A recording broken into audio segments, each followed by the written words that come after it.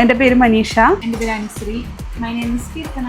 ഞങ്ങൾ കണ്ണൂരിൽ നിന്നാണ് പിന്നെ മംഗലാപുരത്ത് വർക്ക് ചെയ്യുന്നവരാണ്. അപ്പോൾ ഞങ്ങൾ ഇൻസ്റ്റഗ്രാം വഴിയാണ് ഡ്രീം ഗോവയുടെ ഇത് കണ്ടത്. അങ്ങനെയായിരുന്നു ഞാൻ കോണ്ടാക്ട് ചെയ്തിട്ട് പാക്കേജ് ബുക്ക് ചെയ്തിട്ടുണ്ടായിരുന്നത്. ഞങ്ങൾ ഇതെന്ന് വെച്ചാൽ പൂളുള്ള ഒരു ഇത് വേണമെന്നേ ഉണ്ടായിരുന്നുള്ളൂ.